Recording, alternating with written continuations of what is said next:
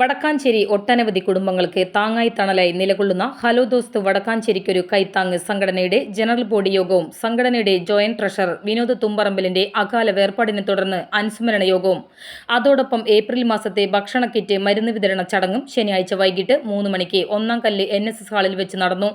Hello ദോസ്ത് president PR Suresh Kumar അധ്യക്ഷത വഹിച്ച ചടങ്ങിൽ നഗരസഭാ പ്രതിപക്ഷ നേതാവും വടക്കാഞ്ചേരി നിയോജക മണ്ഡലം UDF സ്ഥാനാർത്ഥിയുമായ PN വൈശാഖ് ഉദ്ഘാടനം നിർവഹിച്ചു.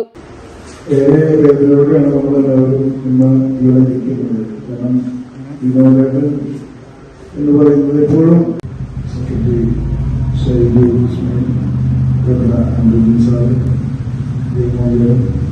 ഉഷാദ, ഷാനവാസ അടക്കമുള്ള പ്രതിനിധികളടക്കം ലോകോസിന്റെ പ്രിയപ്പെട്ട സംഘടനയ്ക്ക് നേതൃത്വം കൊടുക്കുന്ന വിജയക്കാർ അടക്കമുള്ള പ്രിയപ്പെട്ടവർ.